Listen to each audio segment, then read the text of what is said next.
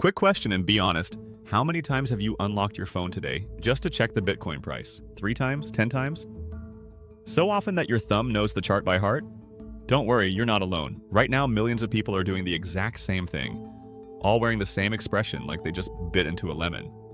Because Bitcoin has dropped 50% from its last all-time high, and the internet has collectively lost its mind. On X, every other self-appointed expert is explaining that this is the real final end.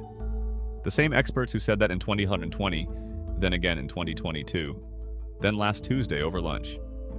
Bitcoin has been declared dead more times in the last 15 years than any soap opera character.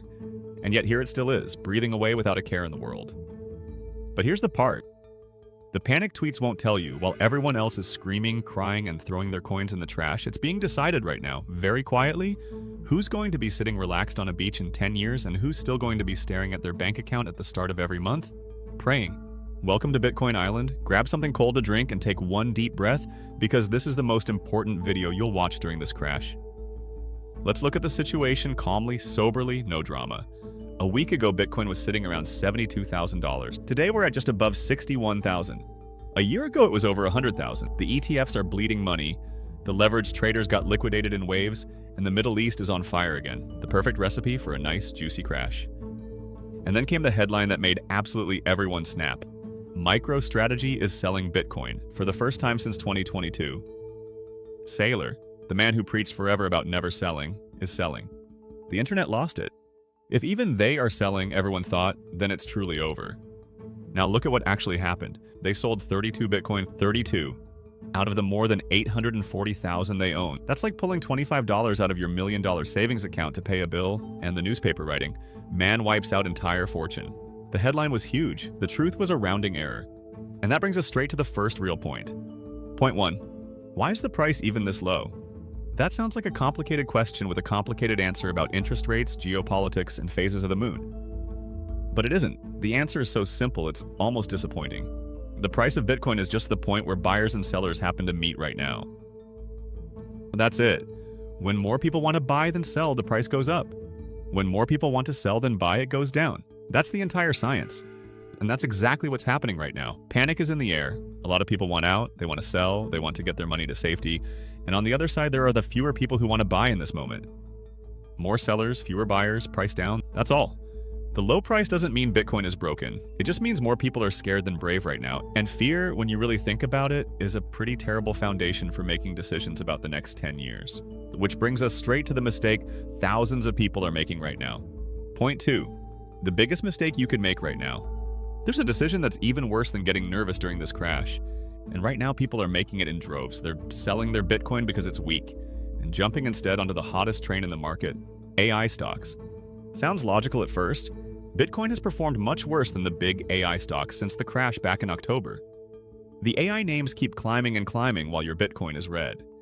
So the average investor thinks, out of the loser, into the winner. And that is exactly the trap. Look at where this AI trade actually stands. Over 40% of the entire market is now packed into just 10 stocks, almost all AI-driven. The last times a single bet was that crowded were 1929, 1965, and the year 2000. And you know how that story goes? Each of those times was followed by a brutal crash. History doesn't repeat on cue, but it rhymes awfully often. Now turn your eyes to Bitcoin. The charts show that Bitcoin, relative to the tech market, is scraping a trend line that has held for 10 years. The RSI, the measure of how overbought or oversold something is at its lowest level in 10 years. The fear and greed index has been stuck deep in extreme fear for weeks. And in the past, that exact combination, low RSI plus extreme fear, was almost always the bottom, not the end. What do the big calm hands do in a moment like this? They take their profits out of the hot, crowded AI trade and rotate them into the neglected stuff everyone hates right now. That's called rotation. The money quietly flows away from the overcrowded party to wherever nobody is looking yet. Don't be the investor who sells his Bitcoin at the bottom only to buy into the AI bubble at the top. That's the textbook way to buy high and sell low. Exactly backwards. And that brings us to the question of why so many people keep making this exact same mistake. Point 3. The price changed, Bitcoin didn't. Listen closely, because this is the core of everything. This morning there are 21 million Bitcoin as the hard cap. Yesterday too, before the crash too. A block still comes every 10 minutes. Nobody moved Satoshi's coins. Nobody hacked the network. Nobody printed new coins out of thin air. The only thing that changed is the number on your screen. And the number is not Bitcoin. The number is just the mood of millions of nervous people boiled down to 5 digits. Imagine you own a house. Your neighbor panic sells his identical house for half price because he urgently needs cash.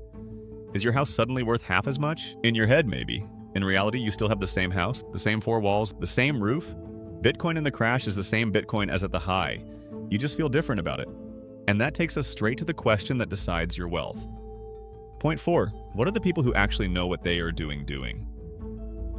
Here's the funny thing about the market. When your favorite store slashes shoe prices 70%, you sprint over before the doors even open. When the new phone goes on sale, you camp out front. A discount? Yes, please. But when Bitcoin is 40% off, the whole world screams, "Stay away, it's a scam." Suddenly a discount is bad. Suddenly cheap is dangerous. The people who think long-term do the exact opposite of what the headlines say in this very moment. They don't panic sell, they keep buying. Piece by piece, week by week, no matter whether the price is green or blood red. That's called dollar cost averaging. Unsexy, boring, and that's exactly why it works, because nobody, and I mean nobody, can tell you where the bottom is. Not me, not you, not some guy in a tie on TV. Maybe it even goes to 50,000. I have no idea, and anyone who tells you otherwise is lying. But whoever keeps buying consistently doesn't have to guess the bottom. He just accumulates while everyone else throws in the towel. Sounds simple? It is, and still almost nobody manages it. And there's a reason for that, one you're feeling in your own body right now. Point 5. Now you know exactly how the others felt. You know the stories. The people who bought during the COVID crash in 2020, when Bitcoin had fallen below $4,000 and the world was sitting in lockdown. The people who bought after the FTX collapse in late 2022, when Bitcoin was at 16,000 and every other headline screamed that the entire crypto industry was one big scam. Today we say about those people, wow, what a brilliant move. What a genius. They just bought the bottom. But you know what? For them it wasn't easy at all. They didn't look into a crystal ball and know it would go back up.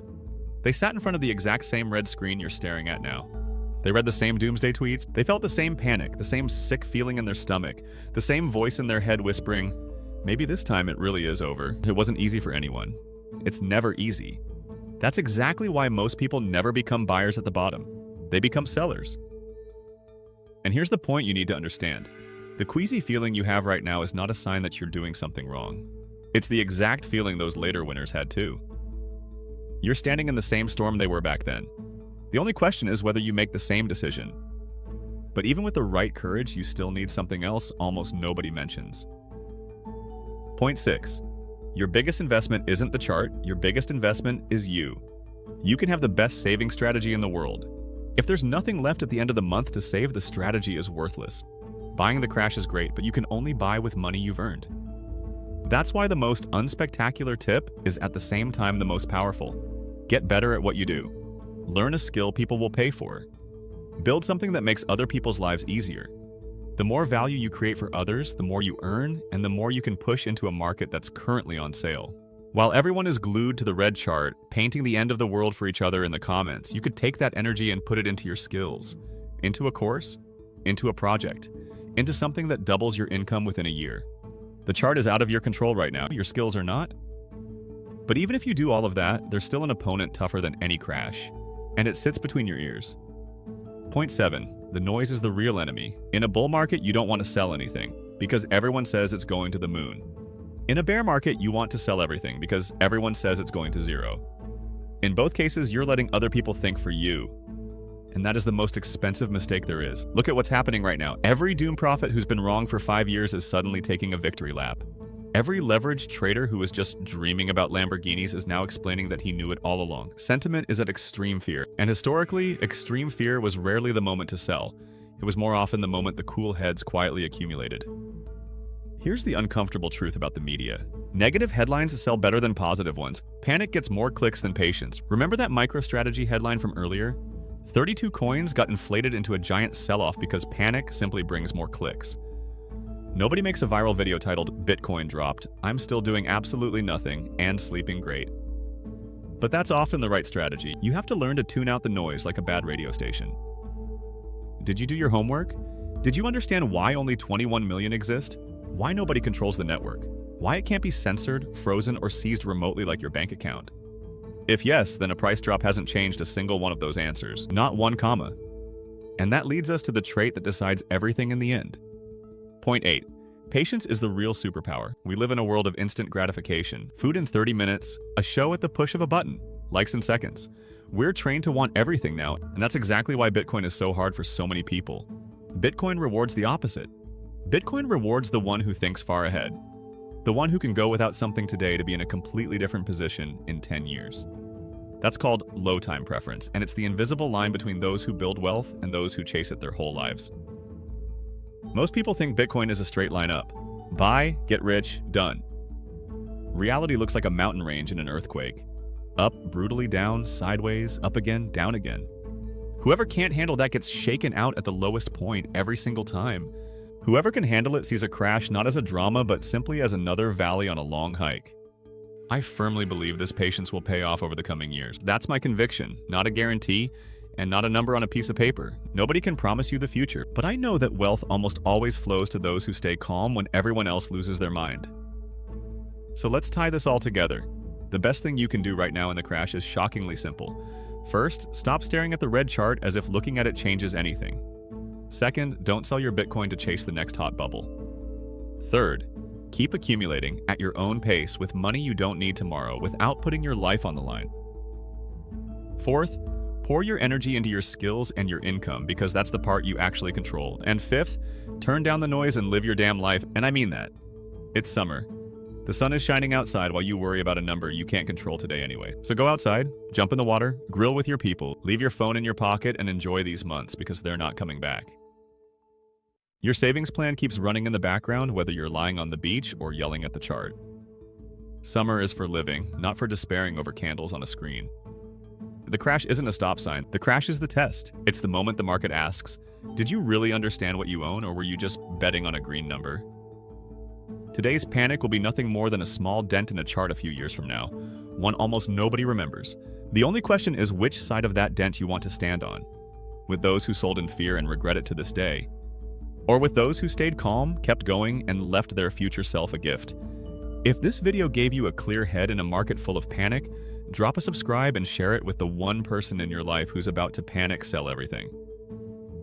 Maybe that's the best thing you can do for someone today. And remember this, if you take nothing else away from this video, storms are loud, short, and forgettable. Rocks are silent, patient, and they stay. Accumulate calmly, enjoy your summer, and be the rock. See you next time on the island.